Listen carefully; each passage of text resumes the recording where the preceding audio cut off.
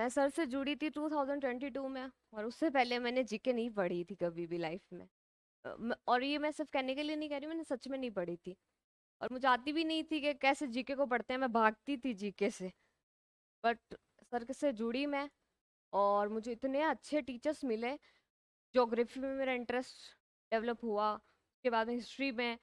तो फिर मुझे धीरे धीरे लगा ये तो इंटरेस्टिंग है, जबकि मैंने बहुत लेट ज्वाइन किया था। सर के शायद एक बैच हो चुका था और मैंने दूसरे में किया था, और बहुत लेट थी मैं।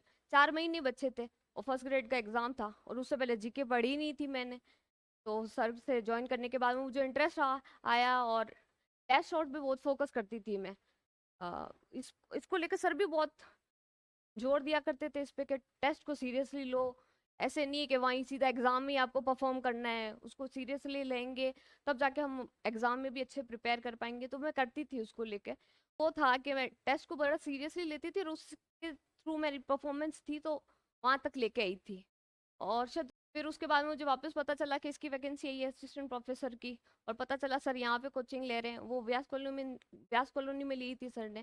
फिर मैं यहाँ से वापस से सर से जुड़ी, और सर के साथ में मैंने जीके की तैयारी की। और उसमें परफॉर्म, और सर एक चीज कहते थे कि आप ज्यादा फोकस करो, रिटर्न में इतना अच्छा कर लो कि आपको इंटरव्यू की और की टेंशन ही ना हो।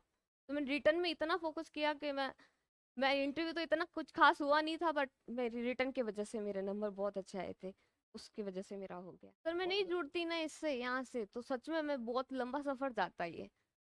मुझे लिटरली यहीं पे आके पता चला पढ़ाई करते कैसे हैं। आपके थ्रू, आप जैसे नोट्स भी शॉर्ट शॉर्ट बनाते थे, उससे मुझे पता चला कि मेन चीज किस पे फोकस करनी है। वरना तो आप एक एक चैप्टर को खत्म ही नहीं कर सकते कभी, अगर यूं बैठने लगने बैठ जाए तो। Thank you sir. थैंक